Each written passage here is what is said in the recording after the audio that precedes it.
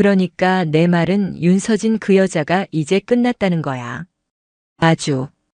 충남 계룡대 인근의 한적한 고급 한정식집, 문이 굳게 닫힌 별실 안.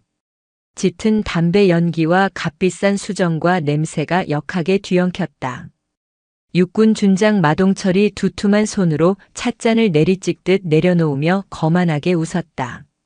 그의 어깨에 달린 별 하나가 조명 아래서 탐욕스럽게 번득였다. 지당하십니다, 마 장군님. 맞은편에 앉은 박상길 대령이 기름진 얼굴로 아첨을 시작했다.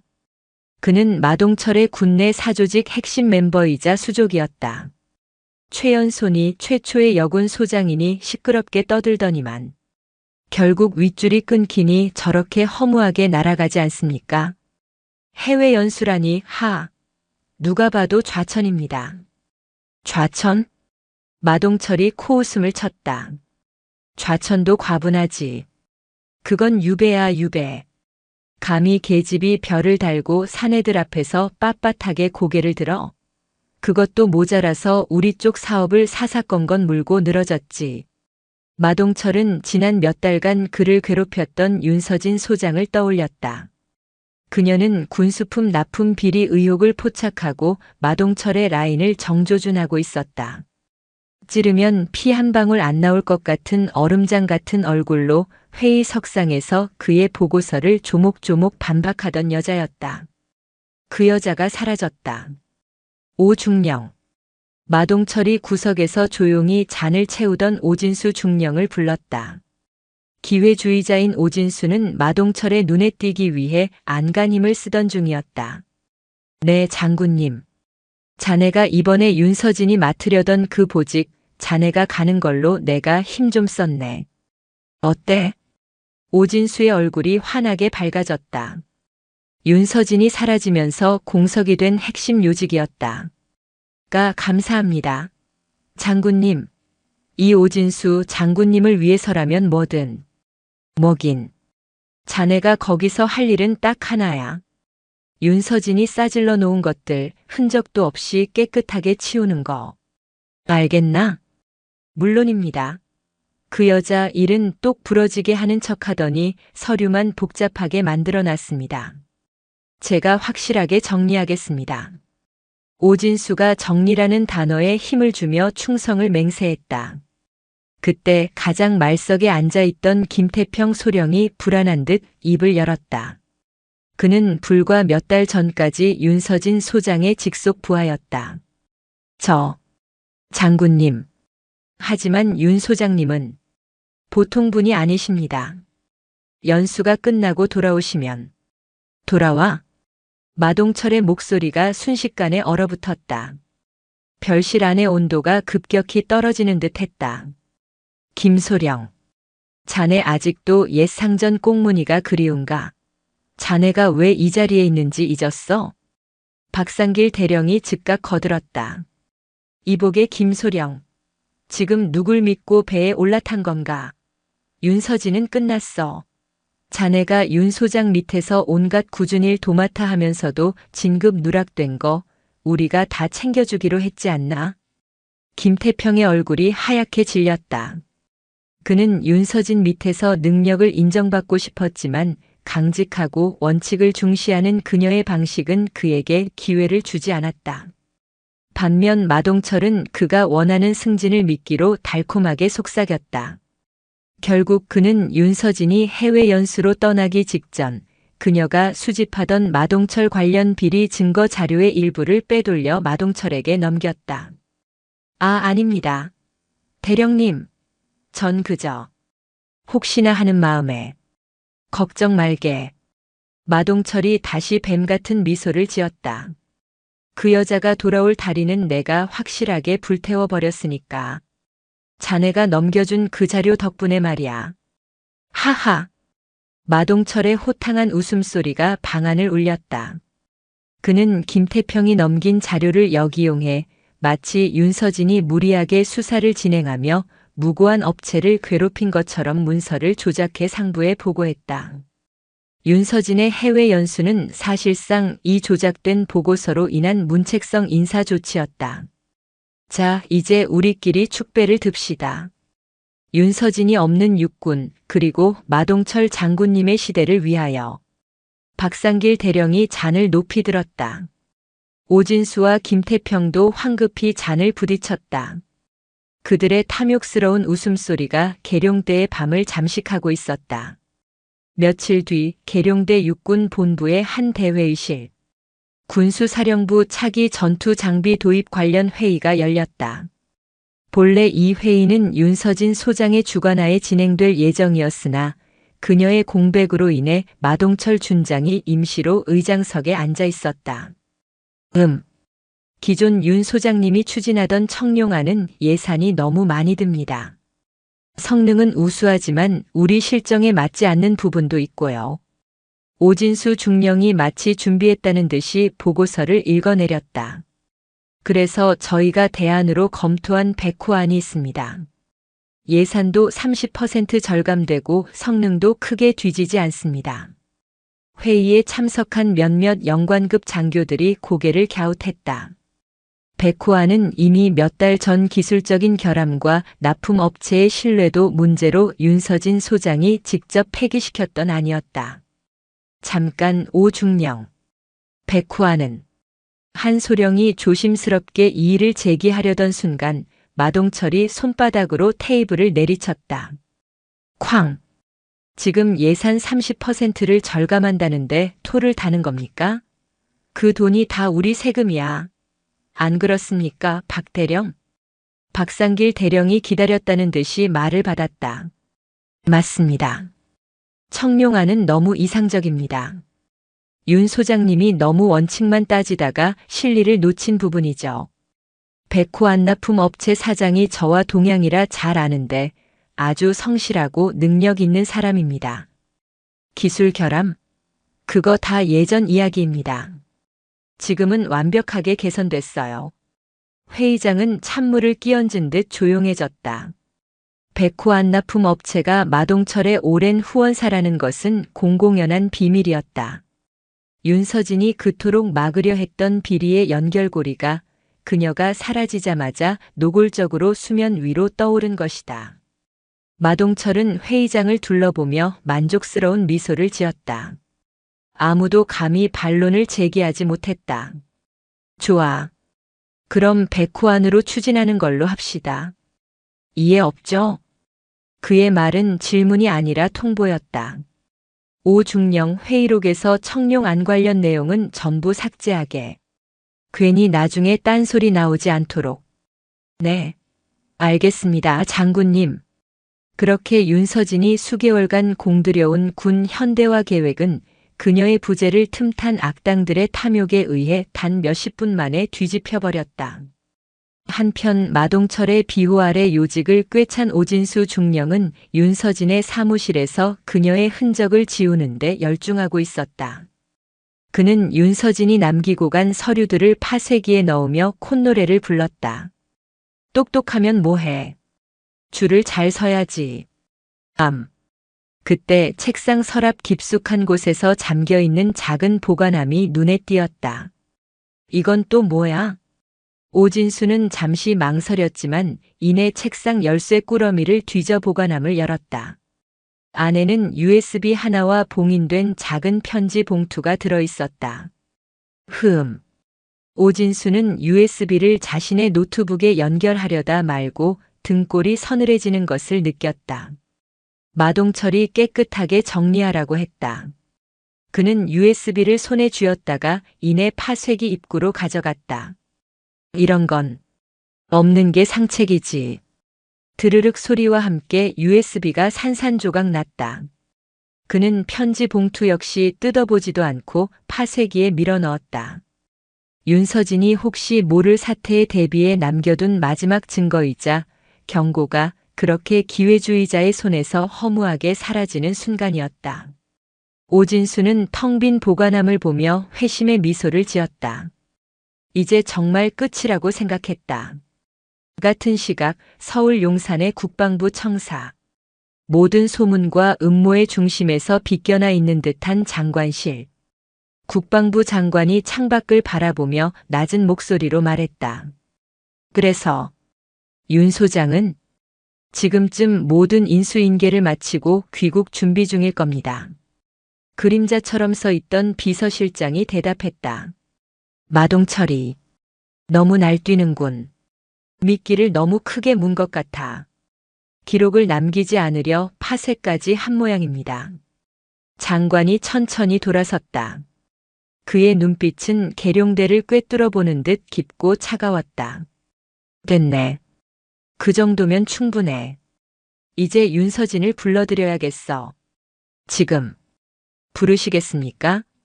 그래. 유배는 끝났다고 전하게. 진짜 사냥을 시작해야지. 장관의 입가에 의미심장한 미소가 걸렸다. 계룡대의 마동철 일당이 승리에 도취해 있던 그날 밤 한 통의 짧은 인사 발령 공지가 내부 전산망에 조용히 올라왔다. 소장 윤서진. 금일부로 원대 복귀.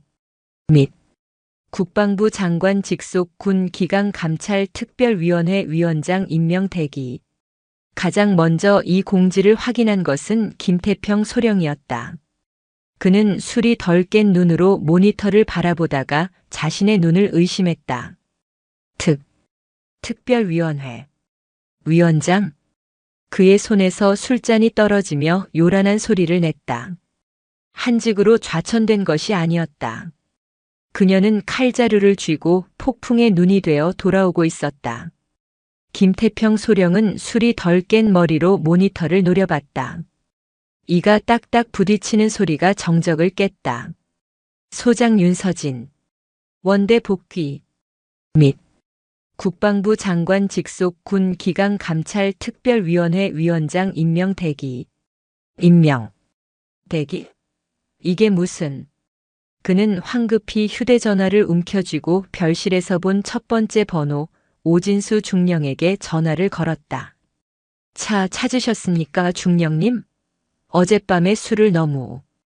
김소령. 지금 장난칠 때인가? 자네 그거 봤나? 오진수의 목소리는 이미 이성을 잃고 떨리고 있었다. 그 역시 방금 전산망을 확인한 참이었다. 파쇄라는 단어가 뇌리를 스쳤다. 자신이 갈아버린 것이 단순한 USB가 아니라 지옥문의 열쇠가 아니었을까. 뭐 봤습니다.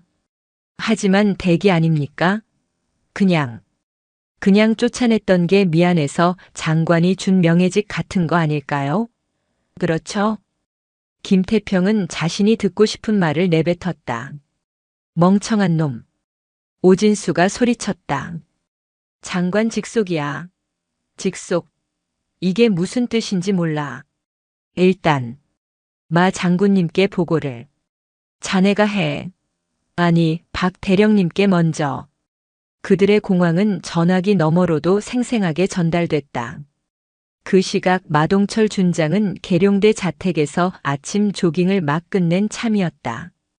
그는 부관이 건네는 전산망 출력물을 보고는 콧방귀를 뀌었다. 감찰위원장? 그는 땀을 닦으며 박상길 대령에게 전화를 걸었다. 박 대령, 이거 봤나? 우리 윤 소장님이 아주 큰 감투를 쓰고 오셨네. 장군님, 저도 방금. 뭘 그리 쫄아있나? 박 대령. 마동철의 목소리는 여전히 거만했다. 그는 수십 년간 군에서 다져온 자신의 라인을 믿었다. 장관 하나 바뀐다고 이 거대한 조직이 뒤집힐 리 없었다. 잘 생각해보게. 임명 대기야. 아직 정식 발령도 아니야. 그리고 감찰이 뭐 별건가. 우리가 쥐고 있는 감찰실 애들 풀면 그만이야. 저 여자가 뭘 할 수 있는데. 혼자서? 하지만 장관 직속이라는 것이 장관이 직접 계룡대에 상주하나? 아니야. 결국 여기서 일하는 건 우리 사람들이야. 그리고 여자가 감찰위원장? 어느 사병놈이 어느 장교놈이 계집 장군 앞에서 제 속을 다 터놓고 고해성사를 한단 말인가. 그냥 얼굴마담이야. 윤서진이 하도 시끄럽게 군이 뼈다귀 하나 던져준 거라고. 장관의 쇼일 뿐이야. 마동철은 전화를 끊고 샤워실로 향했다. 겁쟁이들 같으니라고. 그의 확신에 찬 태도에 박상길과 오진수, 김태평은 가까스로 이성을 되찾았다. 그래, 마 장군님 말이 맞다. 여긴 계룡대다. 수십 년간 이어져 온 우리만의 질서가 있는 곳이다. 별 2개 단역은 하나가 와서 뒤집을 수 있는 곳이 아니었다. 그들의 안도는 정확히 사흘 뒤 윤서진 소장이 계룡대에 발을 디디는 순간 산산조각 났다. 그녀는 요란한 의장대 사열도 환영식도 없이 돌아왔다. 검은색 세단 한 대가 조용히 본청 앞에 섰고 전투복이 아닌 단정한 정복 차림에 윤서진이 내렸다. 그녀의 복귀를 가장 먼저 맞이한 것은 아이러니하게도 김태평 소령이었다. 그는 윤서진의 임시 사무실을 안내하라는 지시를 받고 울며 겨자 먹기로 나와 있었다. 소장님, 이쪽입니다. 김태평이 안내한 곳은 본청 구석, 예전에는 창고로 쓰이던 작은 사무실이었다. 책상 하나와 의자 2개가 전부였다. 마동철이 일부러 지시한 모욕이었다. 내가 위원장이든 뭐든 내 자리는 여기라는 무언의 압력이었다. 윤서진은 방을 한번 쓱 둘러봤다. 먼지 냄새가 희미하게 났다. 그녀는 아무 말 없이 가방을 책상 위에 올려놓았다. 김태평은 그 침묵이 어색해 헛기침을 했다. 소장님, 연수는 어떠셨습니까? 윤서진이 천천히 고개를 돌려 김태평을 바라봤다.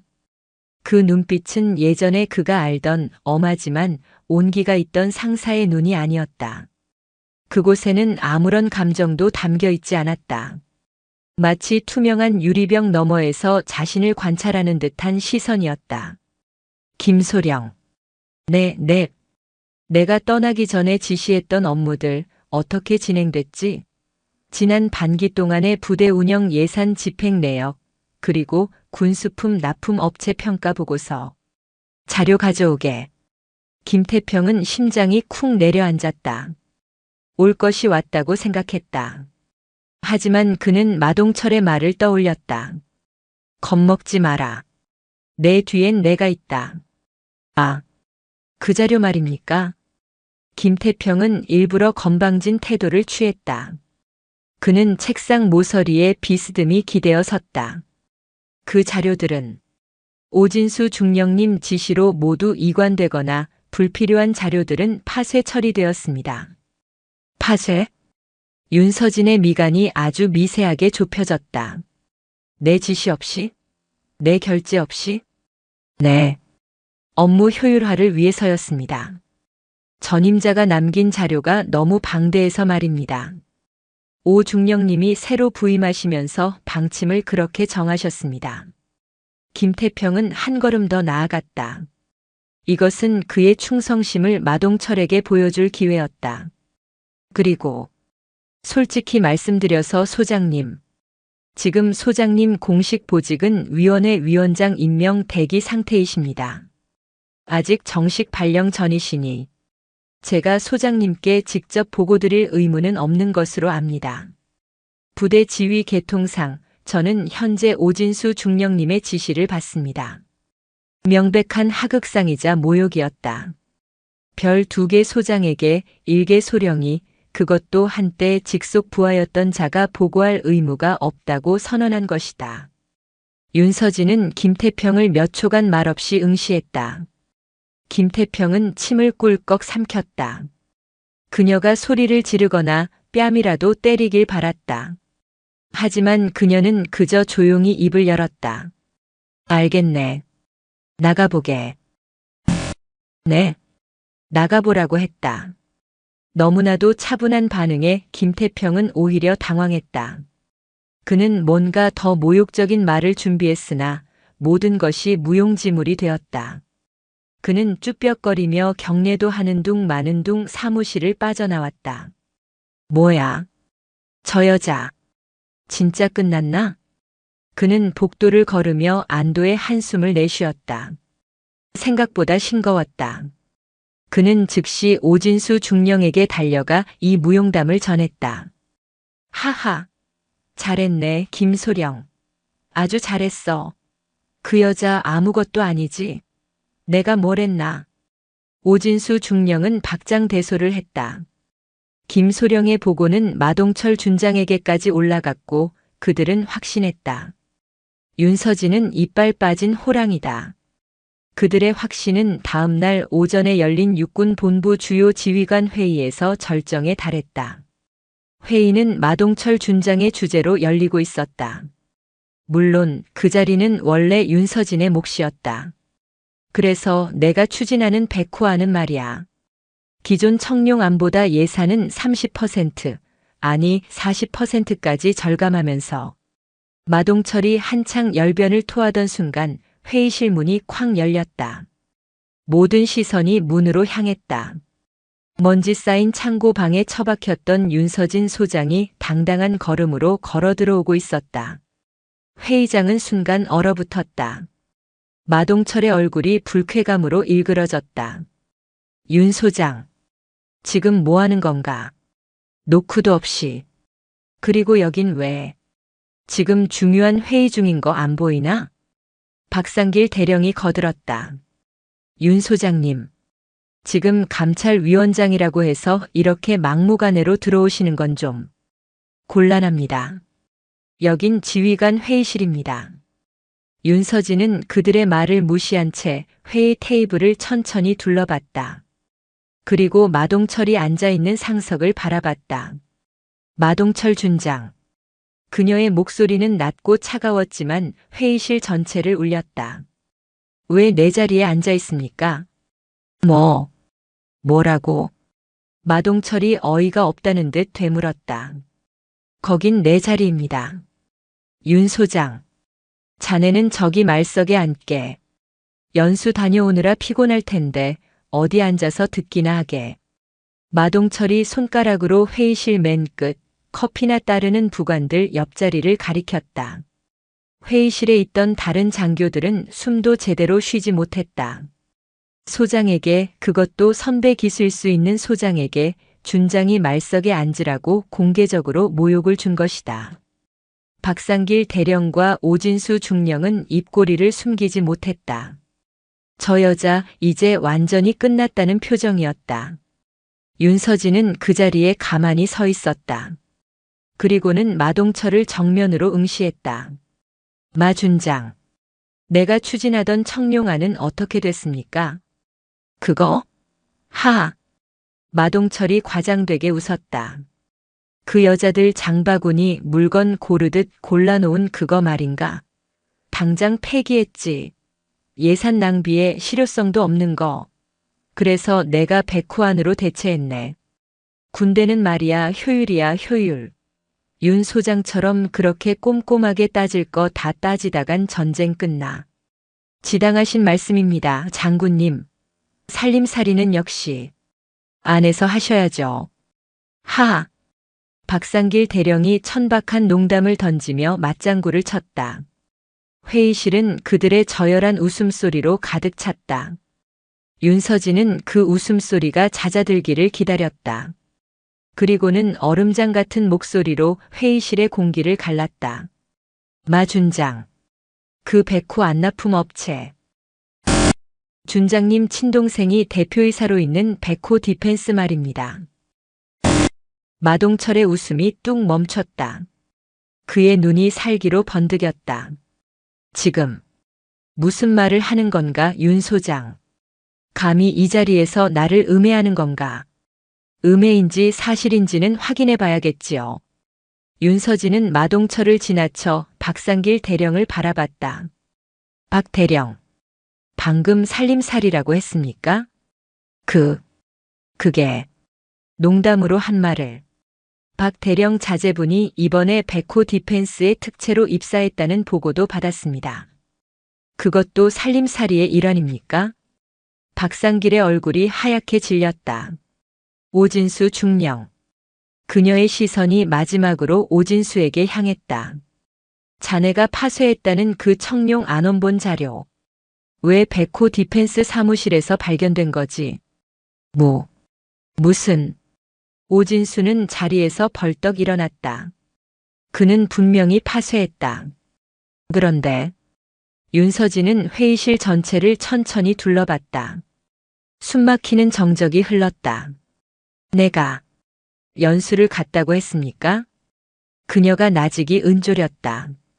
누가 그럽디까? 내가 그저 연수나 다녀왔다고.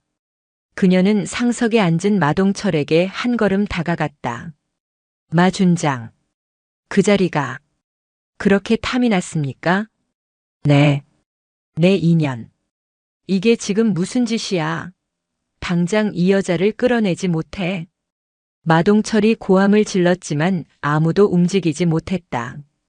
윤서진은 회의실 문을 향해 걸어갔다. 회의 계속하십시오. 아직은 마 준장님 주관이시니. 그녀는 문을 열고 나가기 직전 고개를 돌려 얼어붙은 그들을 향해 말했다. 아, 그리고 김태평 소령. 회의실 밖에서 대기하던 김태평이 화들짝 놀라 그녀를 바라봤다. 자네가 파쇄했다던 그 자료들. 원본은 내 사무실에 없습니다. 네. 내 사무실에 있던 건 전부 사본이었거든. 나가보게. 윤서진은 차가운 미소를 남긴 채 복도 저편으로 사라졌다. 회의실 안에는 지옥도와 같은 침묵만이 남았다. 마동철의 손이 부들부들 떨리고 있었다. 그들이 건드린 것은 이빨 빠진 호랑이가 아니었다. 그것은 덫을 놓고 먹잇감을 기다린 굶주린 암사자였다. 윤서진이 회의실에 폭탄을 던지고 사라진 직후 마동철의 사무실은 전쟁터를 방불케 했다. 이게 어떻게 된 거야? 박대령, 오중령. 마동철이 육중한 책상을 주먹으로 내리쳤다. 재떨이가 바닥에 떨어져 박살이 났다. 내 놈들은 지금까지 뭘 한 거야? 저 여자가 저걸 어떻게 알았어? 박상길 대령은 식은땀을 비오듯 흘리며 변명했다. 장군님, 분명히 뒷조사를 했습니다. 연수 간 거 맞습니다. 그런데 어떻게? 오진수. 마동철이 눈알이 벌개진 채 오진수를 노려봤다. 내 놈은 파쇄했다며. 원본을. 그런데 백호 디펜스에서 그 자료가 나와? 내가 넘겼어? 내가 전현한테 붙었어. 아, 아닙니다. 장군님. 오진수는 바닥에 무릎이라도 꿇을 기세였다. 저는 분명히 소장실에 있는 모든 자료를 파쇄했습니다. USB까지 전부. 맹세합니다. 제가 왜 그랬겠습니까? 그런데 전현이 어떻게 안단 말이야. 그들의 혼란 속으로 덜덜 떨리는 목소리가 끼어들었다. 김태평 소령이었다. 장군님. 방금 윤 소장님이 사본이었다고. 사본? 마동철의 동작이 멈췄다. 그래. 사본. 그렇다면 진짜 원본은? 그 순간 마동철의 사무실 전화기가 요란하게 울렸다. 육군본부 전 장교 및 부사관에게 발송되는 긴급 공지 메일 알림이었다. 뭐야 또. 박상길이 떨리는 손으로 자신의 단말기를 확인했다. 그리고 그의 얼굴에서 마지막 핏기마저 가셨다. 장군님. 그는 단말기를 마동철에게 내밀었다. 국방부 장관 직속 군 기강 감찰 특별위원회 발족 위원장 소장 윤서진. 거기까지는 어제 본 내용이었다. 하지만 그 아래 오늘 날짜로 추가된 내용이 그들의 숨통을 조였다. 위원회 권한 고지 하나. 전군 장병 대상, 위원장 직통 무기명 소원 수리 접수 및 즉각적인 사실 조사권. 하나. 감찰 대상자의 금융 및 통신 기록 조회 요청권 군 검찰 협조. 하나. 군수 비리, 인사 청탁, 성 관련 비위 등 중대 사안 발생 시 지휘 개통 보고 생략 및 국방부 장관 직보. 하나. 위원회 결정 사안에 대한 인사위원회 직권 상정. 지휘 개통 생략. 장관 직보. 오진수가 중얼거렸다. 이것은 얼굴마담이 아니었다. 장관이 윤서진에게 합법적인 칼을 쥐어준 것이었다. 계룡대를 지배하던 마동철의 라인을 무시하고 장관에게 직접 보고할 수 있는 하이패스를 열어준 것이다. 에이, 이럴 수가. 장관이 단단히 미쳤군. 마동철이 주저앉듯 의자에 몸을 기댔다. 괜찮습니다, 장군님. 박상길이 애써 목소리를 쥐어짰다. 소원수리. 그까짓 거 누가 쓰겠습니까? 다 자기 이름 드러날까 무서워서. 그리고 증거가 없으면 저 여자도 아무것도 못합니다. 오중령이 다 파쇄했다지 않습니까? 그렇습니다, 장군님. 증거는 없습니다. 오진수가 필사적으로 맞장구를 쳤다. 마동철은 눈을 감았다. 그래, 증거만 없으면 된다. 윤서진이 아무리 날뛰어도 서류 한 장, 녹취 파일 하나 없으면 그저 음해로 끝날 뿐이다. 좋아. 전부 입단속 단단히 해. 백호 디펜스 쪽에도 연락하고. 그리고 윤서진 그 여자 한 걸음도 떼지 못하게 감시 붙여. 누굴 만나는지 어딜 가는지 싹 다 보고해. 마동철이 다시 도끼를 품고 일어섰다. 하지만 윤서진의 움직임은 그들의 예상을 완전히 벗어났다. 그녀는 마동철도 박상길도 오진수도 만나지 않았다. 그녀는 그저 본청 로비와 각 부대 식당 입구에 군기강감찰특별위원회 위원장 윤서진의 이름이 박힌 무기명 소원수리함을 설치하라고 지시했을 뿐이다. 그것은 아주 고전적인 방식이었다. 저게 뭐하는 짓이야? 요즘 세상에 누가 저기다 손으로 글을 써넣어? 오진수는 식당 앞을 지나가며 소원수리함을 비웃었다. 그러나 다음 날 아침 윤서진의 임시 사무실 앞에는 그 소원수리함들이 가득 쌓여 있었다. 밤사이 누군가의 눈을 피해 억눌려왔던 목소리들이 터져나온 것이다. 마동철 준장 사조직 가입 강요 박상길 대령의 인사청탁 금품 요구 오진수 중령의 부하 여군 성희롱 은폐 의혹 김태평 소령의 상습적인 갑질 및 폭언. 그리고 결정적으로 백호 디펜스의 불량 군수품 납품을 강요받았던 일선 부대 보급관들의 구체적인 증언들이 쏟아져 나왔다. 윤서진은 그 수백 장의 종이들을 그녀가 직접 뽑아온 서너 명의 위원회 소속 감찰관들과 함께 밤새도록 분류했다. 그녀의 첫 번째 사냥개는 가장 약한 고리이자 가장 오만한 배신자 김태평 소령을 향해 풀렸다. 김태평은 자신의 사무실에서 초조하게 손톱을 물어뜯고 있었다. 회의실에서의 모욕, 그리고 사본 발언. 그는 자신이 너무 나갔다는 것을 깨달았다. 젠장. 오중령은 전화도 안 받고. 그때 사무실 문이 열리고 헌병 완장을 찬 감찰관 2명이 들어섰다. 김태평 소령. 뭡니까? 여긴 왜? 감찰위원회입니다. 김태평 소령의 최근 3년간 개인 금융거래 내역 및 통신 기록 조회를 위한 협조 요청서입니다. 감찰관이 서류를 내밀었다. 김태평의 눈이 흔들렸다. 네. 내 개인정보를 왜? 당신들이 무슨 권한으로? 위원장 직권입니다. 불응시 군 검찰에 정식으로 영장을 청구할 예정입니다. 김태평은 다리가 풀리는 것을 느꼈다. 박상길 대령이 용돈이라며 찔러주었던 돈들, 오진수 중령과 함께 유흥업소에서 법인카드로 결제했던 내역들. 그 모든 것이 스쳐 지나갔다. 잠깐. 이건 마 장군님도 아시는 마동철 준장님과는 따로 이야기될 겁니다. 협조하시겠습니까? 김태평은 무너졌다. 같은 시각 윤서진은 오진수 중령의 사무실 문을 직접 열고 들어섰다.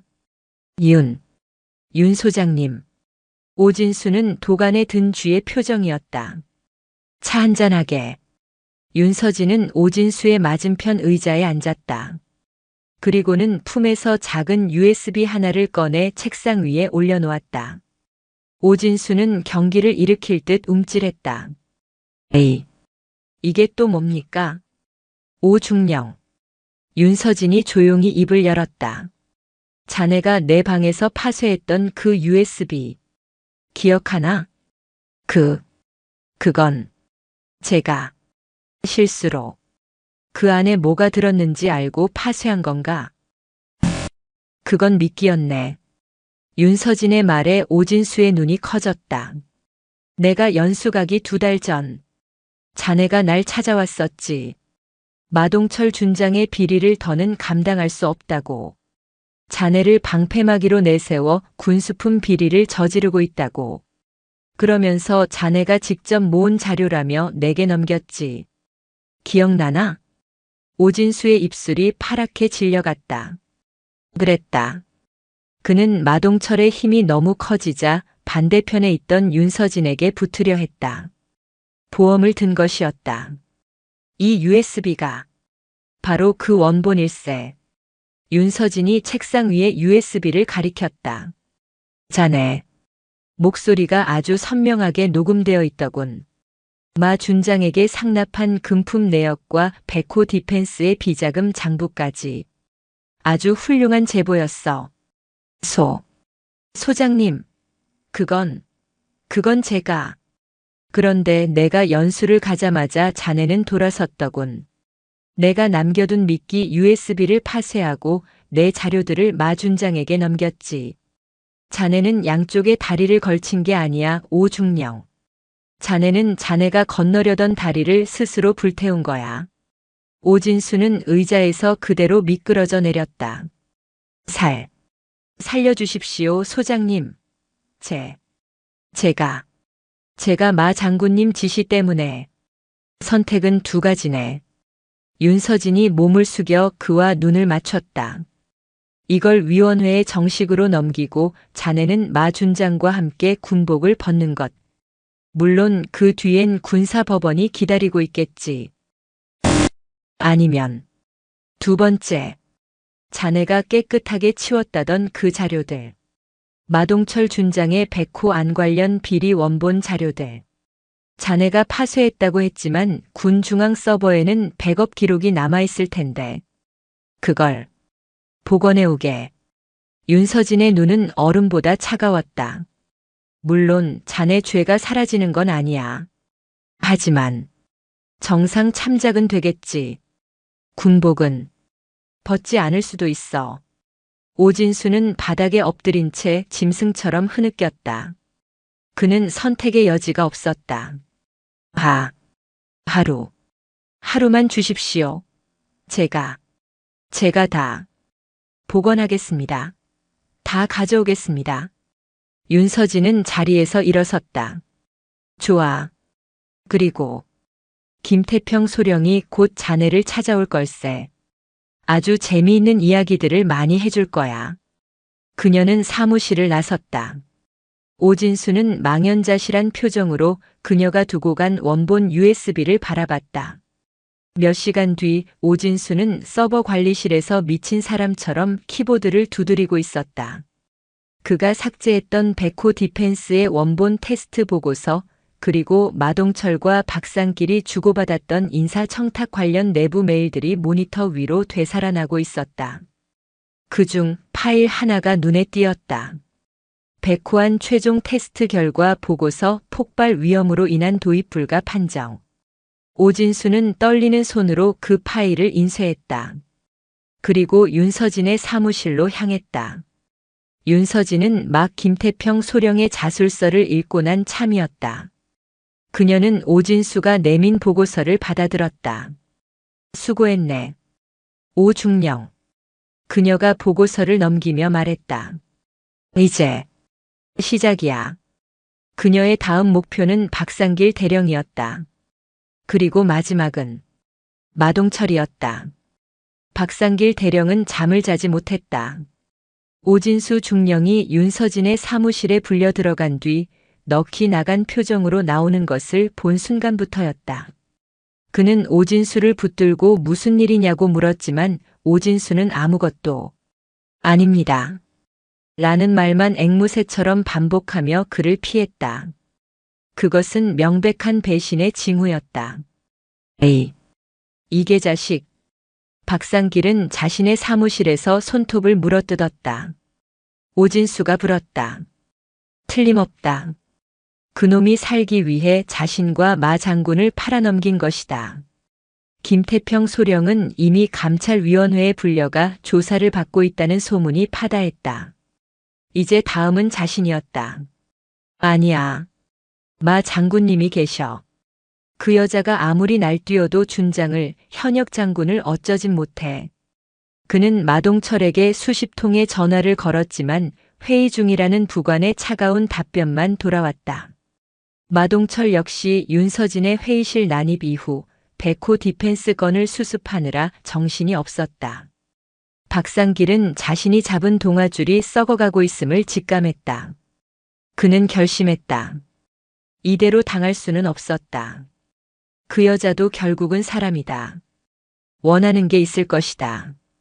돈이든 자리든. 박상길은 직접 윤서진의 임시 사무실로 향했다. 그가 생각하는 개념 없는 마지막 단판을 짓기 위해서였다. 똑똑.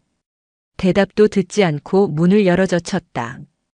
창고나 다름없는 사무실에서 윤서진은 산더미 같은 소원수리 서류를 읽고 있었다. 윤 소장. 나 박상길이요. 박상길은 일부러 의자를 끌어와 그녀의 맞은편에 털썩 앉았다. 다리를 꼬고 최대한 거만한 자세를 취했다. 지금 이게 뭐 하는 짓입니까? 계룡대 전체가 윤 소장 하나 때문에 시끄러워. 군 기강? 기강은 당신이 다 흐트러뜨리고 있어. 윤서진은 서류에서 눈을 떼지 않고 말했다. 용건이 뭡니까, 박태령? 용건? 박상길이 헛웃음을 쳤다. 적당히 하라는 겁니다. 우리가 윤 소장 경력도 생각해서 연수로 조용히 빼준 것을 이렇게 뒤통수를 쳐? 마 장군님이 얼마나 노하셨는지 압니까? 그는 윤서진이 아무 반응이 없자 목소리를 낮추며 본론을 꺼냈다. 뭘 원합니까? 솔직히 말해봅시다. 마 장군님 라인 쉽게 무너지지 않아.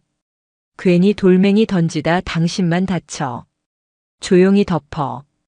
그럼 당신이 원하는 거 우리도 생각해 볼 테니. 그는 백호 디펜스에서 받은 뒷돈의 일부를 떼어줄 생각까지 하고 있었다. 그때 윤서진이 읽고 있던 서류 한 장을 앞으로 툭 밀었다. 이거 박대령 글씨체가 맞습니까? 박상길의 눈이 커졌다. 그것은 그가 몇 달 전 식당에서 장교들과 잡담을 나누며 휘갈겼던 낙서였다. 여자 소장님표 된장찌개 레시피일. 여자는 주방으로. 에이, 이걸. 군 기강은. 이런 겁니다, 박대령. 윤서진이 드디어 고개를 들었다. 그녀의 눈은 분노가 아닌 경멸로 가득 차 있었다. 윤 소장. 감히 일개 대령을 이런 식으로 모욕하는 겁니까? 내가. 일개 대령? 윤서진이 자리에서 일어섰다. 그리고는 사무실 한쪽에 있던 금고를 열었다. 그녀가 꺼낸 것은 오진수가 가져온 폭발 위험 보고서가 아니었다. 김태평이 자백하며 넘긴 다른 서류였다. 서울 송파구 잠실동 아파트 45평. 지난달에 사모님 명의로 구입하셨더군요. 축하드립니다. 박상길의 얼굴이 굳었다. 군인 월급이 언제부터 그렇게 올랐습니까? 대출 한 푼 없이 전액 현금으로. 그것도 백호 디펜스 법인 계좌에서 나온 수표로 말입니다. 네. 내 인연. 내가 내 뒷조사를 해.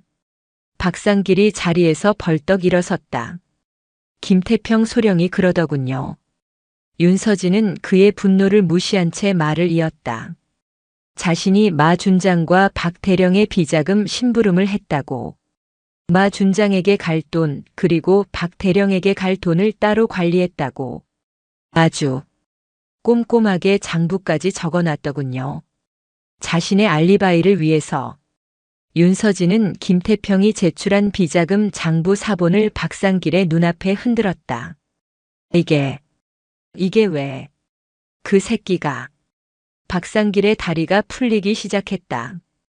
그는 마동철의 힘만 믿고 김태평 같은 아래 것들을 함부로 부려먹었다. 그 아래 것이 자신을 물어뜯을 칼날을 갈고 있었을 줄은 꿈에도 몰랐다. 자제분은 백호 DFENS에서 아주 편하게 근무하고 있다고 들었습니다. 그 아파트에서 출퇴근하기 참 좋겠습니다. 소장님, 윤 소장님.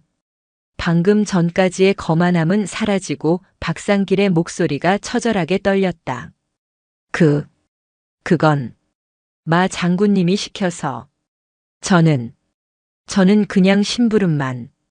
선택지는 2개입니다. 윤서진이 다시 차가운 목소리로 돌아왔다. 첫째, 이 장부와 송금 내역서를 들고 군 검찰로 가는 겁니다. 박 대령은 군인 연금은커녕 당장 군복 벗고 감옥에 가겠죠. 뇌물 수수액이 어마어마하더군요. 안 됩니다. 둘째, 윤서진이 박상길의 턱 밑까지 다가갔다. 마동철 준장의 사조직, 충의회라고 했던가요? 그 회원 명단, 그리고 그들이 그동안 상납한 회비 내역, 그리고 그 돈이 어디로 갔는지. 김태평 소령의 장부는 백호 디펜스에서 나온 돈뿐입니다. 하지만 나는 박 대령이 관리하던 더 큰 장부가 있다는 걸 압니다. 그걸 가져오십시오. 박상길은 윤서진을 바라봤다. 그녀는 악마였다. 마 장군님이 저를 죽일 겁니다. 내가 먼저 박 대령을 죽일 겁니다. 법적으로. 윤서진이 금고에서 또 다른 서류철을 꺼냈다. 이건 오진수 중령이 어제 가져온 겁니다. 백호 장비 폭발 위험 보고서. 마 준장과 박 대령이 직접 이 보고서를 덮으라고 지시한 서명까지. 아주 선명하군요. 박상길은 무너졌다. 오진수가 넘긴 것은 단순한 서버 자료가 아니었다. 자신들의 목숨줄이었다. 가져오겠습니다. 지금 당장. 박상길은 도망치듯 사무실을 뛰쳐나갔다.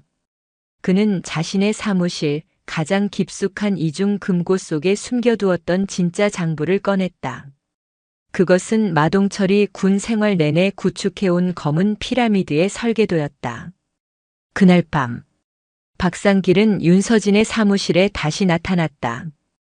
그는 쥐 죽은 듯한 목소리로 모든 것을 자백했다. 그 장부에는 마동철을 넘어 육군 본부의 더 높은 곳을 향하는 이름들까지 희미하게 적혀 있었다. 윤서진은 장부를 받아들었다. 이제 거미줄에 걸린 파리 3마리를 확보했다. 이제 남은 것은 거미 마동철뿐이었다. 마동철 준장은 박상길 대령이 윤서진에게 장부를 넘겼다는 것을 알게 되기까지 그리 오랜 시간이 걸리지 않았다. 박상길이 장부를 들고 나간 직후 그가 심어둔 비서실의 눈이 즉각 보고했다. 에이, 배신자 새끼들. 마동철의 사무실은 그야말로 아수라장이었다. 그는 집무실에 있는 모든 것을 집어던졌다. 박상길, 오진수, 김태평. 그가 가장 믿고 부려먹던 수족들이 불과 며칠 만에 전부 그 여자의 칼이 되어 돌아왔다. 윤서진. 그는 이대로 죽을 수 없었다. 수십 년간 쌓아 올린 탑이었다. 일개 계집년 하나 때문에 무너질 수는 없었다. 증거, 장부, 그까짓 거 다 태워버리면 그만이야. 그는 더 이상 계룡대 내부의 힘으로는 윤서진을 막을 수 없다고 판단했다. 그녀는 장관 직속 합법적인 칼자루를 쥐고 있었다. 그렇다면 칼자루를 쥔 손을 공격하면 된다. 마동철은 군 외부 그가 오랫동안 관리해온 언론과 정치권의 라인을 가동하기 시작했다. 이튿날 아침 대한민국은 발칵 뒤집혔다. 주요 보수 언론사의 일면 머리 기사였다.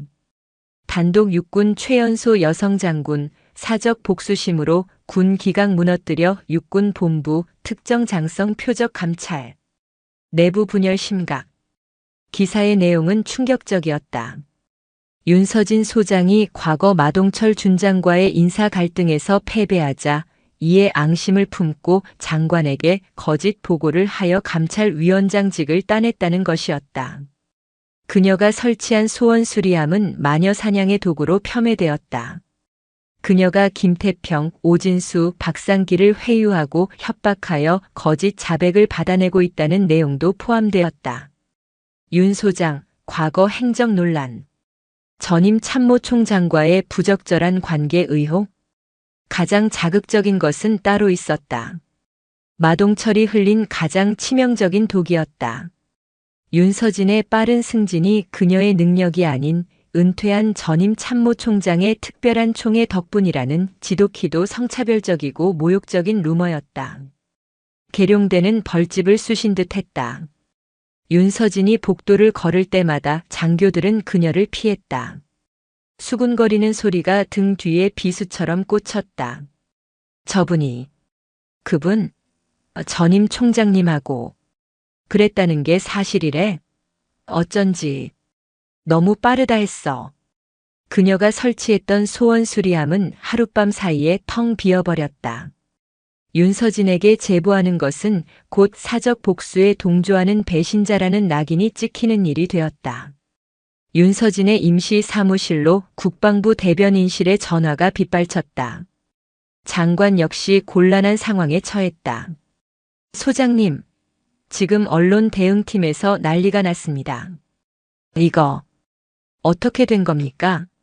함께 파견된 감찰관들조차 동요하기 시작했다. 바로 그때 마동철이 윤서진의 사무실 문을 활짝 열고 들어왔다. 그는 혼자가 아니었다. 육군 본부의 다른 고위 장성 2명을 대동하고 있었다. 윤 소장. 마동철의 얼굴에는 승리자의 미소가 걸려 있었다. 그는 보란듯이 소파에 앉아 다리를 꼬았다. 꼴이 말이 아니구만. 아주 스타가 됐어. 내가 말했지. 적당히 하라고. 이게 다 당신이 자초한 일이야. 마동철이 옆에 앉은 장성을 향해 말했다. 보십시오, 장군님. 군의 명예가 땅에 떨어졌습니다. 일개 소장 하나의 감정 싸움 때문에 저 여자가 지금 군 전체를 모욕하고 있습니다. 대동한 장성이 헛기침을 하며 윤서진을 바라봤다. 윤 소장, 지금이라도 감찰을 중단하게, 그리고 이번 사태에 대해 공식적으로 사과하고 자네가 물러나는 게 군을 위한 길일세. 사실상의 자결 요구였다. 마동철은 완벽한 승리를 확신했다. 윤서진이 가진 증거는 모두 내부 자료였다. 이미 언론이 조작된 것이라고 떠드는 이상 그 증거는 힘을 잃었다. 그리고 자신을 지지하는 다른 장성들까지 대동했다. 윤서진은 완벽하게 고립되었다. 내가 마지막으로 충고하지, 윤 소장. 마동철이 윤서진의 책상 앞으로 다가왔다. 그는 책상 위에 놓인 감찰 서류들을 손가락으로 툭툭 쳤다. 이딴 쓰레기들. 그만 집어치우고 여군답게 조용히 사라져. 그게 당신이 군에 마지막으로 충성하는 길이야. 알겠어? 공개적인 모욕이자 최후 통첩이었다. 윤서진은 그를 말없이 올려다봤다. 그리고는 천천히 입을 열었다. 마 준장. 왜 이제라도 무릎 꿇고 빌고 싶나? 자네가 어젯밤 기자들에게 전화를 돌리며 나를 참모총장에게 몸을 대준 년이라고 말했다더군. 마동철의 미소가 굳었다. 그 기자 중 한 명이 내 동기였네. 윤서진은 자신의 휴대전화 녹음 파일을 재생했다. 녹음마 장군님. 너무 자극적인 거 아닙니까? 사실 확인은. 녹음 마동철 목소리 사실? 사실이 뭐가 중요해. 일단 터트려. 그년을 사회적으로 매장시켜야 돼. 여자는 한번 그런 소문 돌면 끝이야. 내가 시키는 대로만 써. 돈은 두둑하게 챙겨줄 테니. 사무실 안의 공기가 얼어붙었다. 마동철이 대동했던 장성들의 얼굴이 새하얗게 질렸다. 이것은 의혹 제기가 아니라 명백한 허위 사실 유포 짓이었다. 에이. 마동철이 녹음기를 빼앗으려 달려들었다. 마동철. 윤서진이 자리에서 일어섰다. 그녀의 목소리는 강철처럼 울렸다. 국방부 장관 직속 군기강감찰특별위원회 위원장 소장 윤서진이 명한다. 그녀는 사무실 문을 열었다. 복도에는 그녀의 지시를 받고 대기 중이던 헌병들이 서 있었다. 현시간부로 육군 준장 마동철을 허위 사실 유포 및 명예훼손, 직권 남용, 감찰 방해 혐의로 긴급 체포한다. 내 인연. 내가 감히 나를. 이거 놓으라고. 마동철이 발악했지만 헌병들은 그를 제압했다. 윤서진은 함께 왔던 장성들을 차갑게 바라봤다. 두 분께서도 마 준장과 함께 조사에 협조해 주셔야겠습니다. 허위 사실 유포 공모 혐의입니다. 두 장성은 그 자리에 주저앉고 말았다. 마동철은 복도를 끌려가며 악을 썼다. 이걸로 끝난 것 같아. 내가 죽어도 너 혼자 안 죽어. 내 뒤에 누가 있는지 알고. 그의 처절한 외침은 계룡대 복도에 울려 퍼졌지만 윤서진의 얼음장 같은 표정을 무너뜨릴 수는 없었다. 마동철의 공개적인 체포는 계룡대를 넘어 대한민국 국방부 전체를 뒤흔든 지진이었다. 그가 마지막에 내뱉은 내 뒤에 누가 있는지 아느냐는 발악은 윤서진의 뇌리를 떠나지 않았다. 마동철은 군사법원에 구속 수감되었다. 박상길, 오진수, 김태평은 모든 것을 자백하고 불구속 상태로 재판을 기다리는 신세가 되었다. 백호 디펜스는 즉각 계약이 파기되었고 마동철의 동생은 물론 관련자 전원이 검찰 수사를 받게 되었다. 계룡대는 윤서진의 이름 석자 앞에 숨을 죽였다. 그녀는 완벽한 승리를 거둔 것처럼 보였다. 하지만 윤서진은 승리감에 취해 있지 않았다. 그녀는 자신의 사무실, 이제는 먼지 하나 없는 깨끗한 위원장실에서 박상길이 넘긴 진짜 장부와 오진수가 복원한 서버 기록을 대조하고 있었다. 이상해. 그녀의 혼잣말에 보좌관이 고개를 들었다. 뭐가 이상하십니까, 소장님? 마동철은 준장이야.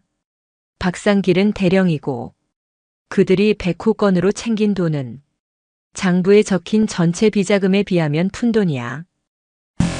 네. 이 돈의 흐름을 봐. 윤서진이 장부의 마지막 장을 가리켰다. 충의회라는 이름으로 거친 막대한 자금, 그리고 백호 디펜스에서 나온 리베이트의 상당 부분이 마동철의 계좌가 아닌 다른 곳으로 흘러들어가고 있었다. 그리고 백호 사업. 그녀가 오진수가 복원한 서버 기록을 띄웠다. 이 폭발 위험 보고서가 올라간 건 내가 연수 가기 직전이야. 그리고 이 보고서를 보류 처리하고 백호 사업을 강행하라고 최종 승인한 서명. 마동철의 서명이 아니야. 윤서진은 화면을 확대했다. 그곳에는 그녀에게 너무나도 익숙한 전자 서명이 찍혀 있었다.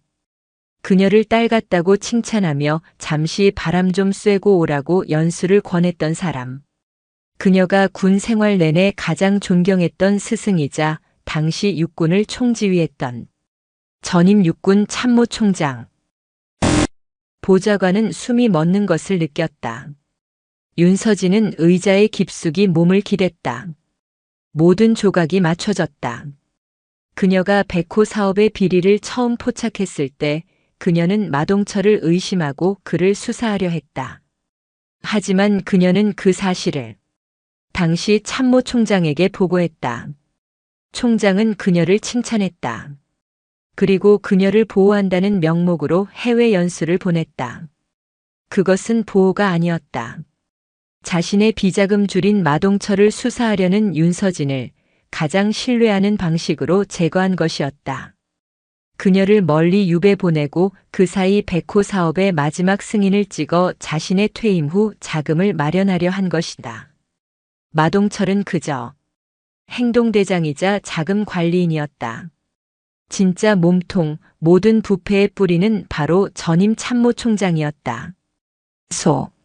소장님. 보좌관이 떨리는 목소리로 물었다. 이건 덮으셔야 합니다. 전임 총장님이십니다. 이건 군 전체의 명예가. 윤서진은 눈을 감았다. 그녀의 귓가에 마동철이 뿌린 전임 총장과의 부적절한 관계라는 모욕적인 루머가 맴돌았다. 아이러니하게도 마동철은 진실을 모르고 그저 그녀를 공격하기 위해 총장의 이름을 팔았다. 하지만 그 루머가 이제는 진실을 향한 가장 끔찍한 이정표가 되었다. 덮으라고. 윤서진이 눈을 떴다. 내가 그 모욕을 감수하면서 여기까지 온 이유가 고작 마동철 하나 잡자고 온 것 같나? 그녀는 자리에서 일어섰다. 군 전체의 명예는 썩은 뿌리를 덮는다고 지켜지는 게 아니야. 도려내야지. 하지만 장관님께서도 이건 부담스러워 하실 겁니다. 이건 정치적인 문제입니다. 그러니까 장관님을 만나러 가야겠지. 윤서진은 가장 핵심적인 증거들, 전임 참모총장의 서명이 찍힌 백호 사업 승인서, 그리고 그에게로 흘러들어간 자금 내역이 담긴 장부를 챙겼다. 그녀는 계룡대를 떠나 서울 용산 국방부 청사로 향했다. 청사 집무실에서 그녀를 맞이한 국방부 장관은 마동철을 체포한 그녀를 치하할 준비를 하고 있었다. 윤 소장, 아주 큰일 했네. 정말. 장관님. 윤서진은 웃음기 없는 얼굴로 경례했다. 보고 드릴 것이 남았습니다. 장관의 미소가 천천히 굳어졌다. 마동철 준장은 꼴이었습니다. 윤서진은 준비해온 서류철 2개를 장관의 책상 위에 올려놓았다. 하나는 폭발할 뻔했던 불량 장비를 군에 납품시킨 승인서 원본입니다. 그리고 다른 하나는 그 대가로 흘러들어간 검은 돈의 최종 목적지입니다. 장관은 침을 삼키며 서류를 열었다. 그리고 그 안에 적힌 이름을 확인했다. 이럴 수가. 장관의 손이 떨렸다. 그는 자신의 전임자이자 현 정권에서도 막강한 영향력을 행사하는 예비역 대장의 이름을 바라봤다. 윤 소장. 자네. 이걸 어쩔 생각인가? 장관님. 윤서진이 장관을 똑바로 바라봤다. 저는 이 부패의 뿌리를 뽑으라는 장관님의 명을 받고 계룡대로 갔습니다. 아직 제 임무는 끝나지 않았습니다. 전임 육군 참모총장에 대한 공식적인 수사를 허가해 주십시오. 장관의 집무실에는 무거운 침묵이 흘렀다. 이것은 단순한 군 내부 비리 수사가 아니었다. 군 전체를 뒤흔들, 어쩌면 정권까지 위험하게 할 수 있는 거대한 폭풍의 시작이었다. 장관은 윤서진의 흔들림 없는 눈을 바라봤다. 윤 소장, 자네는 군인의 명예가 뭐라고 생각하나? 윤서진은 망설임 없이 대답했다. 썩은 것을 잘라낼 용기입니다. 장관은 긴 한숨을 내쉬고는 결심한 듯 인터폰을 들었다. 군 검찰총장. 지금 당장 내 방으로 들어오라고 하게. 서울 용산 국방부 장관 집무실. 윤서진이 내민 서류를 든 장관의 손이 미세하게 떨리고 있었다. 그가 호출한 군 검찰총장이 숨을 헐떡이며 집무실로 들어섰다. 장관님 부르셔. 윤 소장? 군 검찰총장은 이 예기치 못한 조합에 당황한 기색이 역력했다. 총장 앉게. 장관은 서류를 군 검찰총장에게 넘겼다. 총장의 안색은 서류를 넘길수록 하얗게 질려갔다. 전임 육군 참모총장 강민혁 예비역 대장의 서명. 그리고 그에게로 향하는 검은 돈의 흐름. 이것은 군 검찰총장의 목소리가 잠겼다. 이것은 군 검찰의 손을 떠난 사안일 수도 있습니다. 장관님. 강 장군님은 아시지 않습니까? 현 정권에도 막대한 영향력을. 그래서 장관이 그의 말을 잘랐다. 덥자는 건가? 윤 소장. 장관이 윤서진을 바라봤다. 자네가 감찰위원장이 된 순간 자네는 국방부 전체의 적이 되었네. 그리고 이제 자네는 이 나라 군 원로 전체의 적이 될 걸세. 감당할 수 있겠나? 윤서진은 흔들림 없는 눈빛으로 대답했다. 제가 두려운 것은 군 원로가 아니라 저 하나의 두려움 때문에 군복을 입은 수십만 장병의 명예를 저버리는 것입니다. 장관은 눈을 감았다. 그리고 결심했다. 군 검찰총장. 그리고 윤 소장. 그가 인터폰을 들었다. 지금부터 비공개 합동수사반을 편성한다. 윤 소장이 감찰위원회에서 수집한 증거를 군 검찰이 법리적으로 뒷받침한다. 목표는 백호 사업 비리의 몸통 강민혁 전 총장이다. 장관님, 군 검찰총장이 경악했다. 이건 군의 근간을 뒤흔드는 일입니다. 전면전입니다. 썩은 근간은 흔들고 뽑아내야지. 장관이 책상을 내리쳤다. 이 시간부로 이 방에서 나눈 모든 대화는 1급 기밀이다. 보안에 각별히 유의하게. 윤 소장은 지금부터 진짜 지옥을 보게 될 걸세. 그 지옥은 예상보다 빨리 찾아왔다. 강민혁 전 총장이 윤서진의 움직임을 파악하는 데는 사흘이 채 걸리지 않았다. 그가 수십 년간 심어놓은 눈과 귀는 군 검찰 내부에도 심지어 장관실 근처에도 존재했다. 서울 평창동 자신의 호화로운 자택 서재에서 강민혁은 박상길이 넘긴 장부의 사본을 보고받고 있었다. 윤서진. 그 계집애가 감히 내 금고에 손을 대? 그의 눈이 분노로 이글거렸다. 그는 마동철을 체포했다는 소식에도 눈 하나 깜짝하지 않았다. 꼬리는 잘라내면 그만이었다. 하지만 윤서진의 칼끝이 자신의 턱 밑까지 왔다는 사실에 참을 수 없는 모욕감을 느꼈다.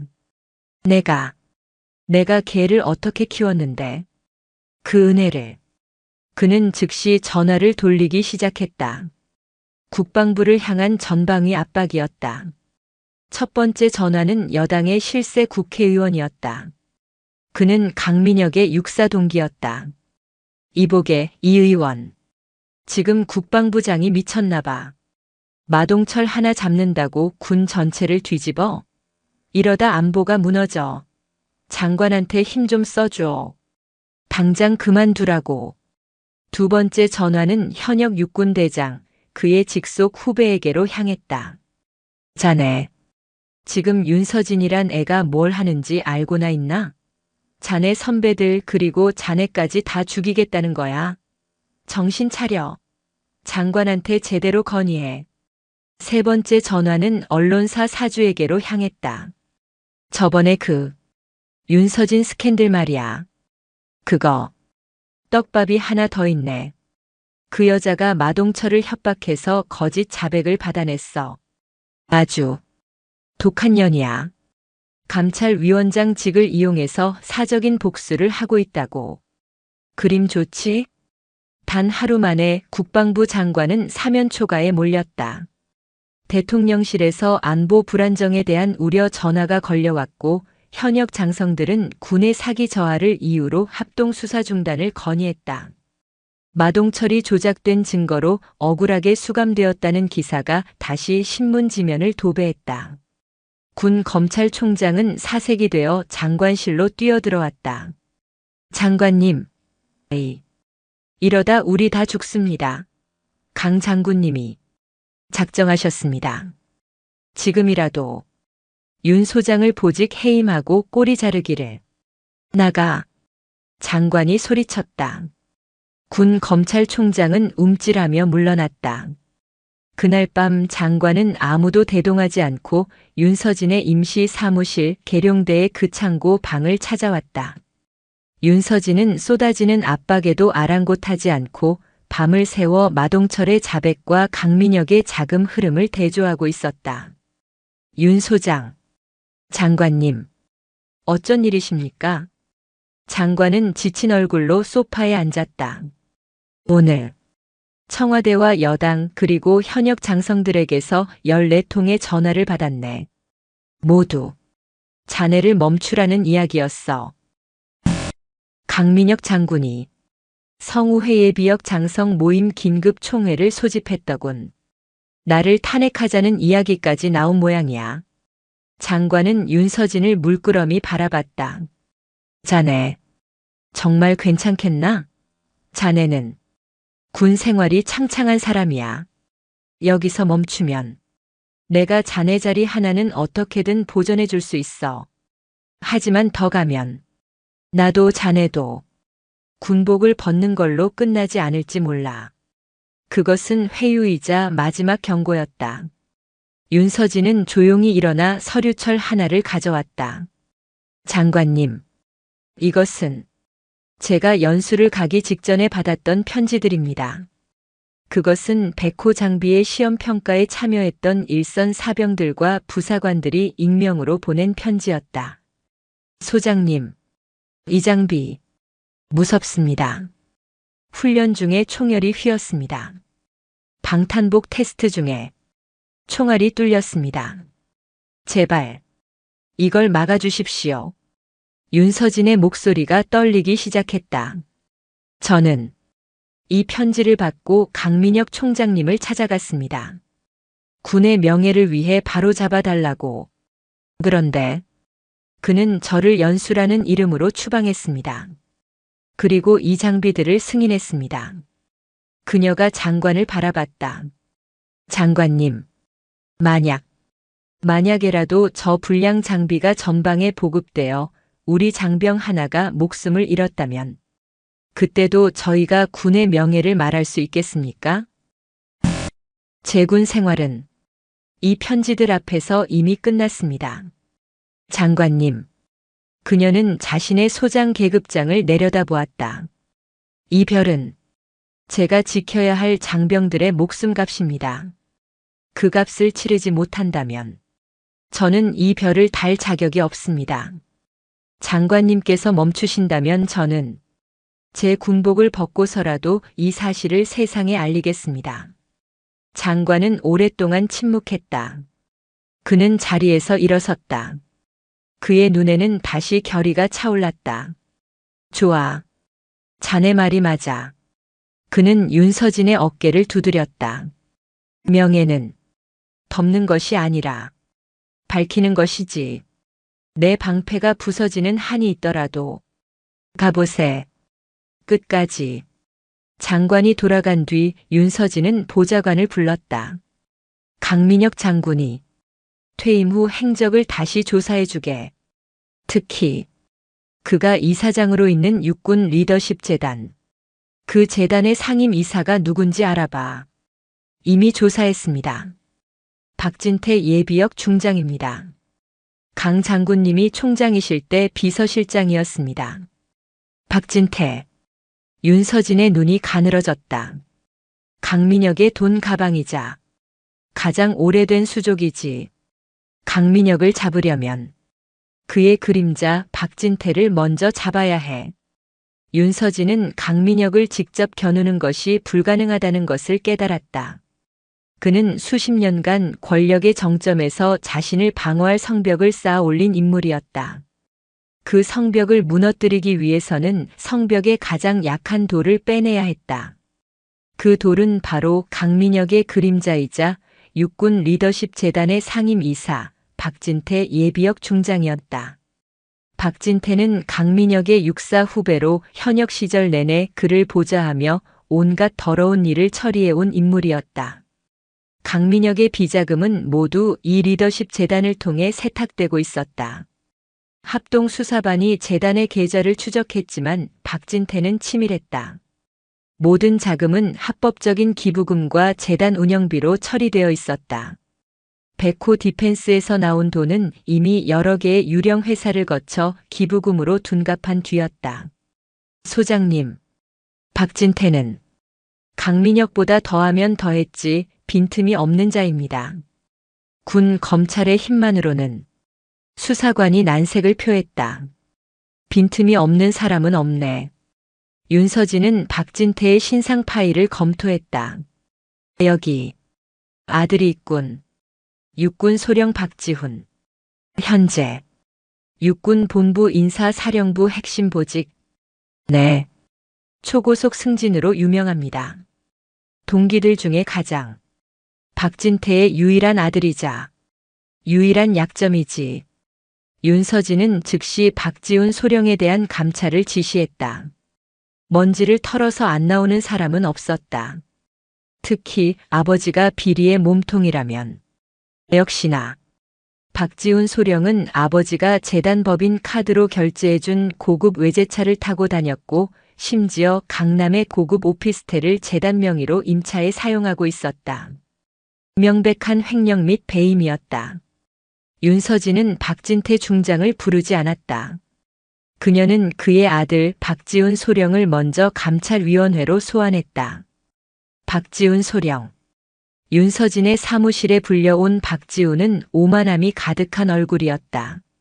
그는 자신의 아버지가 누군지 그리고 윤서진이 지금 어떤 압박을 받고 있는지 잘 알고 있었다. 무슨 일로 부르셨습니까? 위원장님, 저 바쁜 사람입니다.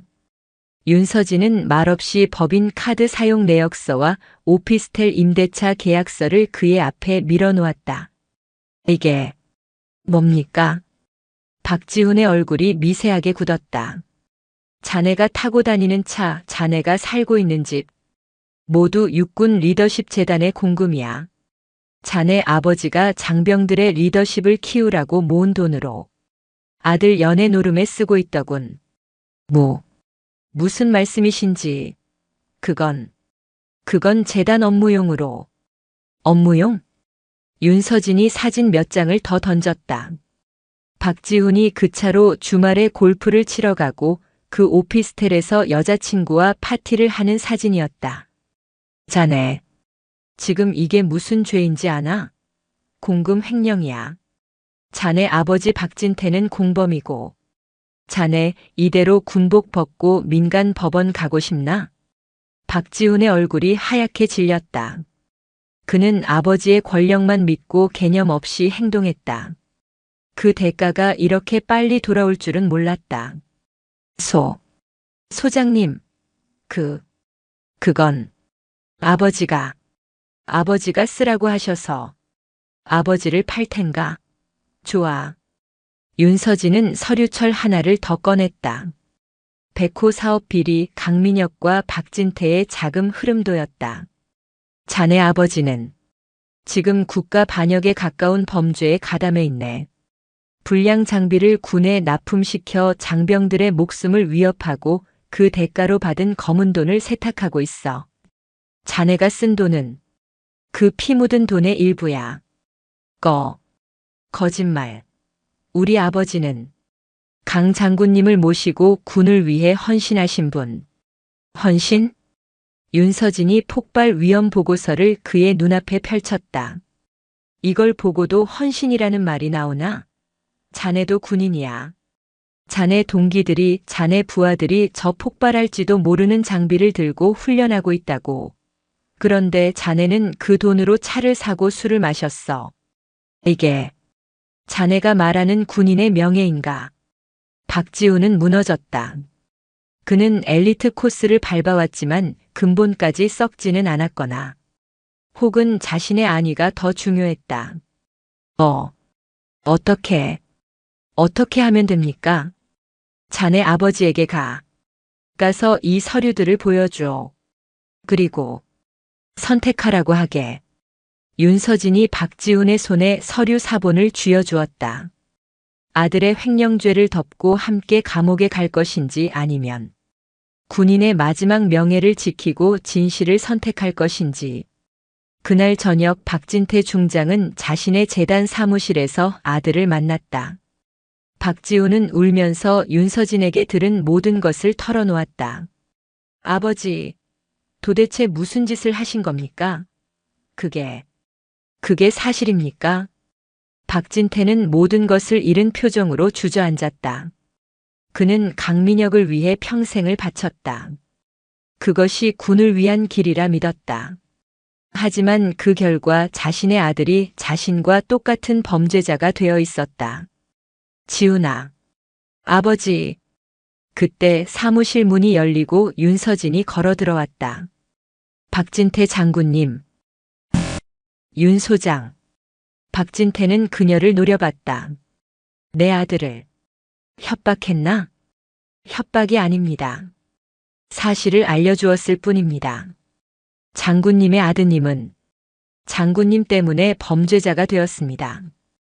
윤서진은 박진태의 책상으로 다가갔다. 강민혁 장군이 장군님께 무엇을 약속했습니까? 다음 정권의 국방부 장관 자리라도 약속했습니까? 장군님께서는 평생을 군에 몸 바친 분입니다. 저도 한때 장군님을 존경했습니다. 그런데 어쩌다 강민혁의 개가 되셨습니까? 닥쳐. 박진태가 소리쳤다. 내가 뭘 안다고. 강 장군님은 군을 지키기 위해 군을 지키는 것이 장병들을 사지로 모는 것입니까? 윤서진의 목소리가 사무실을 울렸다. 박 장군님, 강민혁은 장군님을 방패막이로 쓰고 버릴 겁니다. 마동철처럼 박상길처럼 그가 지키려는 것은 군도 명예도 아닙니다. 오직 자신의 탐욕뿐입니다. 그녀는 박진태의 눈을 똑바로 바라봤다. 마지막 기회입니다. 장군님의 명예는 어디에 있습니까? 강민혁의 발밑입니까? 아니면 아들 앞에서 부끄럽지 않은 아버지가 되는 것입니까? 박진태는 자신의 아들을 바라봤다. 아들은 울고 있었다. 수십 년간 쌓아온 충성심과 아들에 대한 부정이 격렬하게 충돌했다. 그는 천천히 자리에서 일어났다. 그리고는 서재 깊숙한 곳에 이중 금고를 열었다. 그가 꺼내온 것은 작은 하드 디스크 드라이브였다. 이 안에 모든 것이 들어있네. 그의 목소리는 패배감으로 가득 차 있었다. 강민혁의 진짜 장부일세, 스위스 은행 계좌번호, 그가 접촉한 정치인들 명단, 100호 외에 그가 손댔던 모든 군납 비리 원본. 내가 언젠가. 그는 말을 잇지 못했다. 그 역시 강민혁에게 이용당하면서도 자신을 지킬 마지막 칼을 숨기고 있었던 것이다. 아들, 내 아들은 제발 법의 심판은 모두가 공평하게 받을 겁니다. 윤서진이 차갑게 말했다. 하지만 오늘 장군님의 선택은 분명히 정상 참작될 것입니다. 군인의 이름으로 그녀는 하드 디스크를 건네받았다. 마침내 괴물의 심장을 꿰뚫을 결정적 증거, 흡연총을 손에 넣은 순간이었다. 모든 증거가 확보되었다. 장관은 군 검찰총장 그리고 윤서진을 다시 호출했다. 이번에는 민간 검찰 서울중앙지검의 검사장까지 함께였다. 사안이 군의 울타리를 넘었습니다. 장관이 입을 열었다. 강민혁이 빼돌린 자금은 정치권으로까지 흘러들어갔습니다. 이건 군 검찰만으로는 불가능합니다. 검사장님 협조해 주시겠습니까? 서울중앙지검장은 윤서진이 넘긴 하드디스크의 내용을 보고받고 입을 다물지 못했다. 이것은 군납 비리를 넘어 국가 안보를 뒤흔든 거대한 권력형 게이트였다. 국방부와 검찰의 합동수사본부를 차리겠습니다. 그리고 강민혁 전 총장을 오늘 밤 즉시 체포합니다. 그날 밤 강민혁 전 총장은 자신의 육군 리더십 재단 창립 기념일을 맞아 서울 시내 최고급 호텔에서 성대한 파티를 열고 있었다. 현역 장성들, 유력 정치인들, 재계 총수들이 모두 모여 그의 끝나지 않은 권력을 찬양하고 있었다. 여러분, 우리 군의 명예는 바로 이런 리더십에서 나옵니다. 강민혁이 단상에 올라 와인 잔을 높이 들었다. 최근 군 내부를 좀먹는 일부 세력이 군의 전통과 명예를 훼손하려 하고 있습니다. 그는 윤서진을 겨냥해 목소리를 높였다. 참석자들은 박수를 치며 동조했다. 하지만 저 강민혁이 있는 한 우리 군의 명예는 절대 무너지지 않을 것입니다. 자, 다 함께. 쾅! 그 순간 호텔 연회장의 육중한 문이 거칠게 열렸다. 음악이 멈췄다. 모든 하객들의 시선이 문으로 향했다. 그곳에는 군복이 아닌 검은색 정복을 입은 서울중앙지검 특수부 검사들과 그들 뒤에 위풍당당하게 서 있는 윤서진 소장이 있었다. 강민혁의 얼굴이 경악으로 물들었다. 지금 이게 무슨 짓들이야. 여긴 민간인들이 있는 곳이야. 윤서진, 내가 감히. 윤서진은 그를 무시하고 단상으로 걸어 올라갔다. 그녀의 손에는 마이크가 들려 있었다. 강민혁 씨. 연 회장이 술렁였다. 감히 예비역 대장에게 씨라는 호칭을 쓴 것이다. 당신을 특정 범죄 가중처벌 등에 관한 법률 위반, 뇌물수수, 공금 횡령, 직권 남용, 군사기밀 누설 및 군 형법상 이적 행위 미수 혐의로 긴급 체포합니다. A. 이적 행위. 내 인연이. 강민혁이 윤서진의 뺨을 올려붙이려 손을 쳐들었다. 탁. 윤서진은 그의 손목을 잡아챘다. 그녀의 악력은 현역 시절 특수부대 훈련을 이겨낸 힘이었다. 아! 강민혁의 손목에서 뼈가 뒤틀리는 소리가 났다. 당신은 더 이상 군인이 아니다. 윤서진은 그를 뿌리쳤다. 그리고 연회장 대형 스크린에 박진태가 넘긴 하드디스크의 내용을 띄웠다. 스위스 은행 비밀 계좌 내역 강민혁이 승인한 백호 장비 폭발 위험 보고서 원본 정치권에 전달된 불법 자금 리스트. 그리고 마지막으로 박진태 중장이 눈물로 진술하는 영상이 재생되었다. 영상 박진태 모든 것은 강민혁 전 총장의 지시였습니다. 그는 군을 자신의 왕국으로 만들려 했습니다. 연 회장은 아수라장이 되었다. 강민혁과 함께 웃고 있던 정치인들과 기업가들은 쥐 죽은 듯 조용해졌고 현역 장성들은 고개를 숙였다. 거짓말이야. 저건 조작이야. 윤서진 전현이 나를 모함하는 거라고.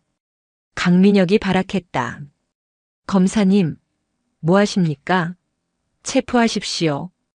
윤서진이 명했다. 검사들이 단상으로 올라와 강민혁의 양팔을 붙잡았다. 이거 못 나. 내가 누군지 알아. 내가. 수십 년간 쌓아올린 철옹성 같던 권력, 그의 바벨탑이 무너지는 순간이었다. 수많은 카메라 플래시가 터졌다. 이 장면은 국방부 장관의 지시로 모든 언론사에 실시간으로 중계되고 있었다. 윤서진은 수갑이 채워져 끌려나가는 강민혁의 등 뒤에 대고 마이크에 마지막 말을 실었다. 이것이 당신이 말한 명예의 실체다. 그리고 이것이 대한민국 육군의 정의다. 그녀는 단상에서 내려왔다. 아무도 그녀를 막지 못했다. 복도에는 국방부 장관이 그녀를 기다리고 있었다. 그는 아무 말 없이 윤서진을 향해 거수 경례를 붙였다. 군 최고 통수권자의 경례가 아닌 한 군인이 진정한 군인에게 보내는 최고의 존경이었다. 윤서진 역시 붉어진 눈시울로 답례했다.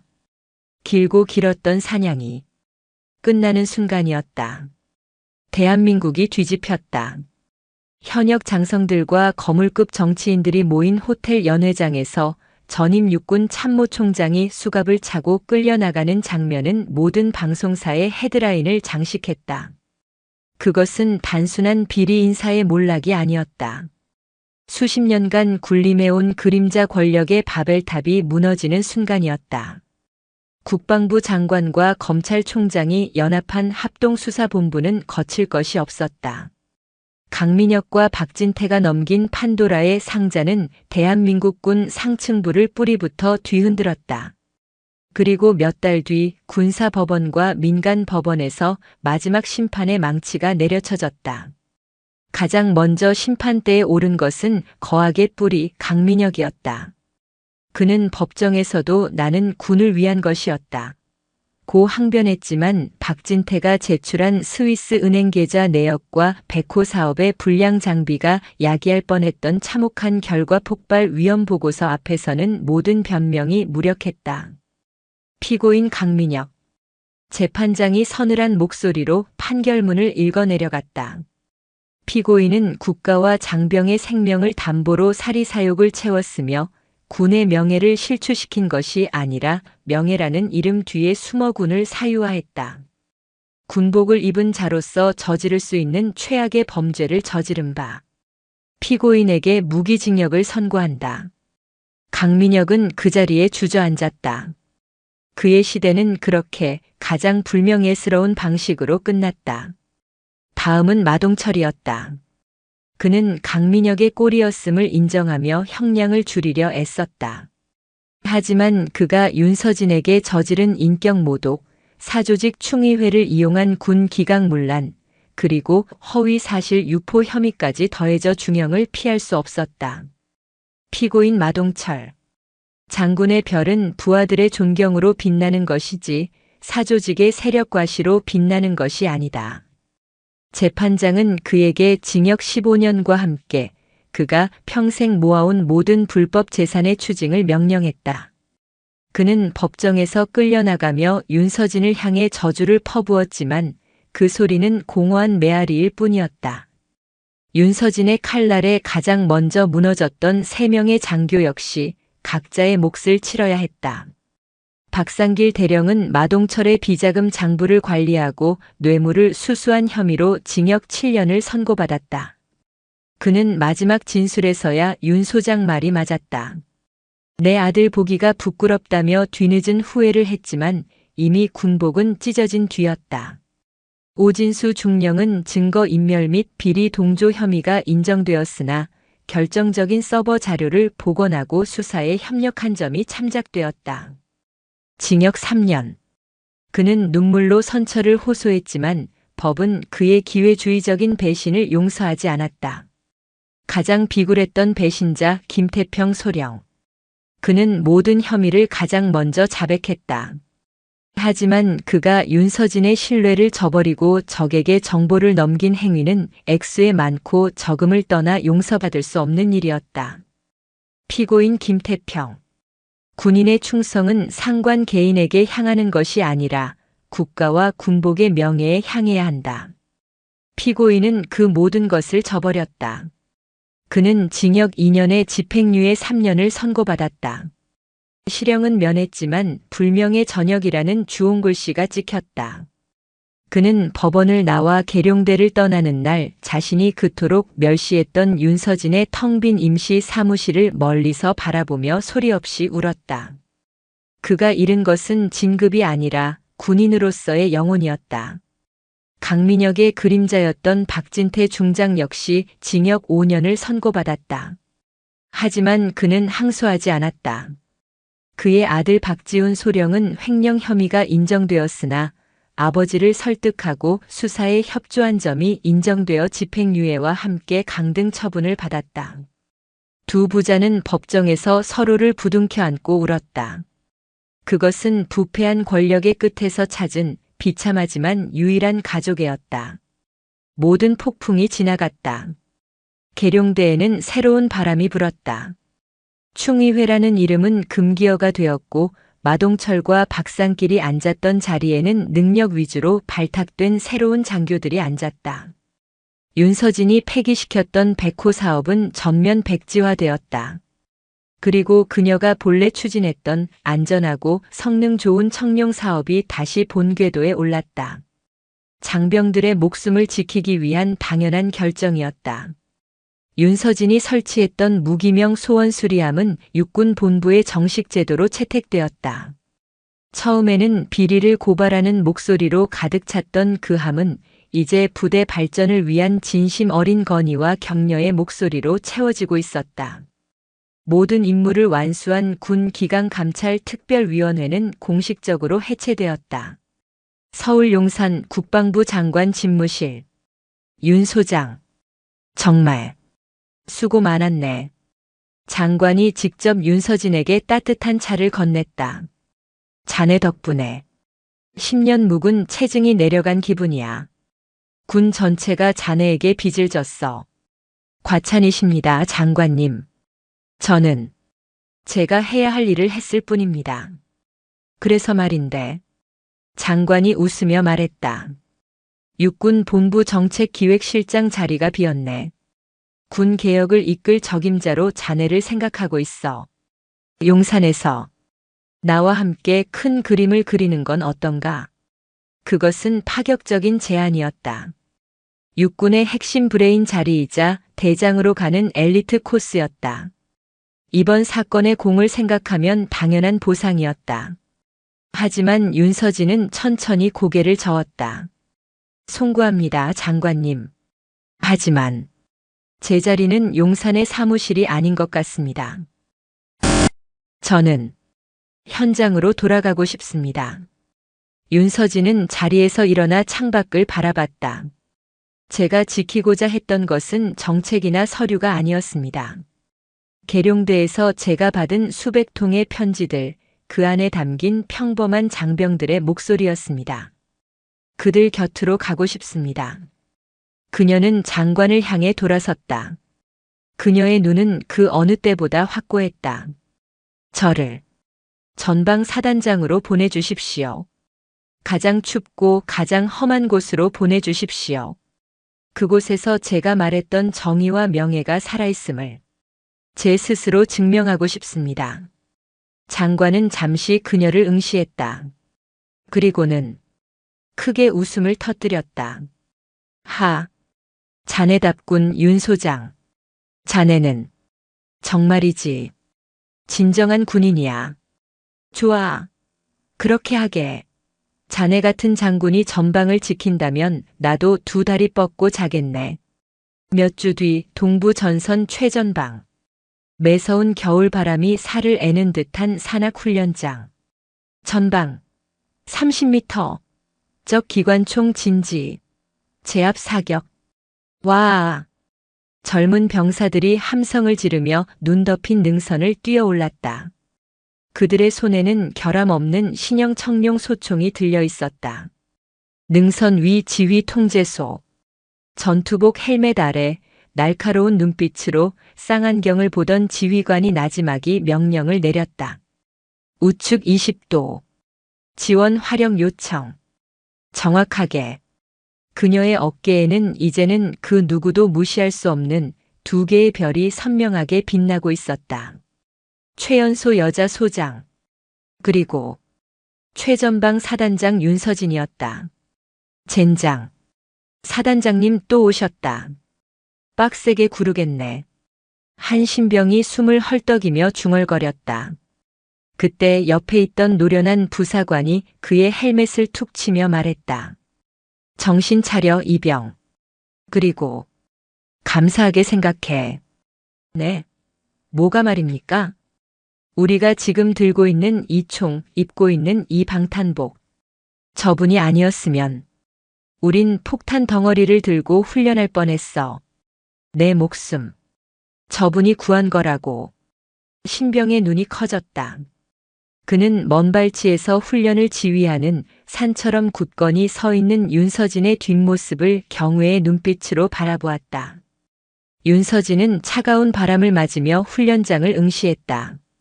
그녀의 귓가에는 계룡대에서 읽었던 그 수많은 편지 속 목소리들이 스쳐 지나갔다. 그녀는 더 이상 혼자가 아니었다. 그녀의 어깨에 달린 별은 권력의 상징이 아니었다. 그것은 자신이 지켜야 할 저 수많은 장병의 목숨을 위한 가장 무겁고도 영광스러운 책임이자 방패였다. 윤서진은 지휘봉을 고쳐주었다. 그녀의 진정한 리더십은 바로 지금 이곳 가장 낮은 곳에서 가장 빛나고 있었다.